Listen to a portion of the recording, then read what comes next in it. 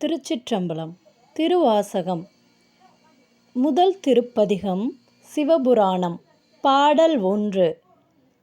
நம சிவாய வாழ்க, நாதன் தாள் வாழ்க, இமைப்பொழுதும் என் நெஞ்சில் நீங்காதான் தாள் வாழ்க, கோகழி ஆண்ட குருமனிதன் தாள் வாழ்க, ஆகமம் ஆகி நின்றன்னிப்பான் தாள் வாழ்க,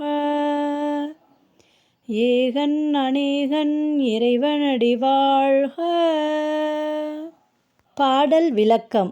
நமசிவாய வாழ்க என்கிறார் மாணிக்கவாசகர். நமசிவாய என்னும் சொற்றொடர் வடமொழியில் நமஷ் என்றால் வணக்கம் என்று பொருள்படும். சிவாய என்றால் சிவபெருமானை குறிக்கும். நம சிவாய என்றால் சிவபெருமானுக்கு வணக்கம் என்று பொருள்படும். நம சிவாய வாழ்க என்கிறாரே, சிவபெருமானே நீர் வாழ்க என்று வாழ்த்துகிறாரா? அப்படி இல்லை பொருள். நமசிவாய என்பது பஞ்சாட்சர மந்திரமானதை குறிக்கும். பஞ்சாட்சர மந்திரமானது மனித உடலோடு மிக பெரிய தொடர்புடையது. பஞ்சாட்சர மந்திரத்தில் ந என்பது பூமியான நிலத்தை குறிக்கிறது. நிலம் எப்படி மிகவும் உறுதி வாய்ந்த தன்மையாக இருக்குமோ, மனிதனோடு ஒப்பிடும் பொழுது அவன் மனது நம்பிக்கையும் நிலைத்த தன்மையும் இருக்க வேண்டும். ம என்பது நீரை குறிக்கும். நீர் எப்படி மிருதுவான தன்மையையும் அடக்கத்தையும் குறிக்குமோ, அதுபோன்று மனிதனின் பாசத்தையும் கருணையையும் குறிக்கிறது. சி என்பது அக்னி. அக்னியின் தன்மை என்னவென்றால் தூய்மை மற்றும் ஒளி. மனிதனோடு ஒப்பிடும் பொழுது ஞானம் மற்றும் மனிதனின் சிந்தனை வெளிச்சத்தை குறிக்கிறது. வாயு. வாயு என்பது உயிர் சுழற்சியின் இயக்கமாகும். இது மனிதருக்கு உயிர் வாழ மிக மிக அவசியம். இதுதான் நம் உடலின் ஆக்சிஜன் எனப்படும் காற்று. காற்று இல்லாமல் நம் உயிர் வாழவே முடியாது. அடுத்தது ய என்னும் ஆகாயம்.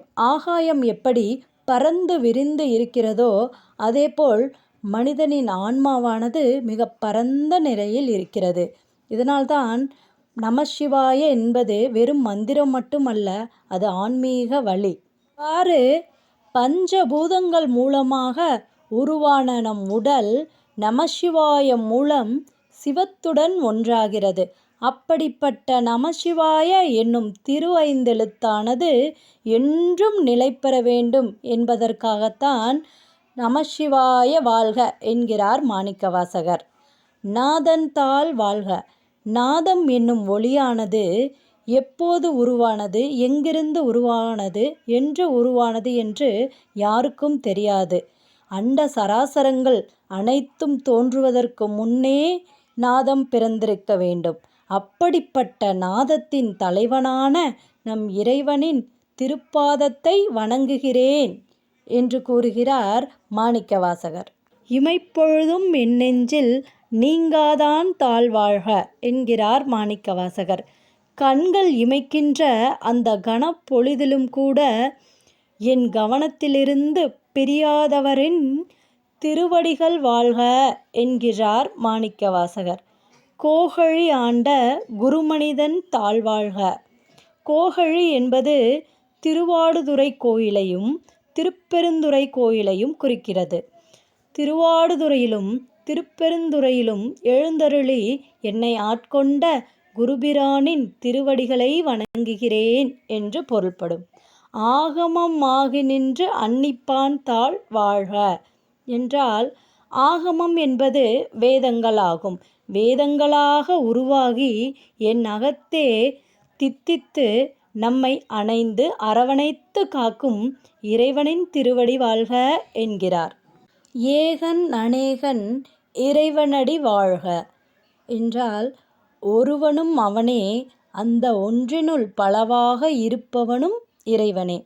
ஒன்றாய் இருப்பவனும் ஒன்றிலிருந்து பலவாய் இருப்பவனுமாகிய இறைவன் திருப்பாதத்தை வணங்குகிறேன். கடவுள் ஒருவரே. அந்த ஒருவரே பல வடிவங்களில் நமக்கு இறைவனாக தோன்றுகிறார். அப்படிப்பட்ட இறைவனின் திருப்பாதத்தை நான் வணங்குகிறேன் என்று பொருள்படுகிறது. திரும்பவும் பாடலை ஒரு முறை காண்போம்.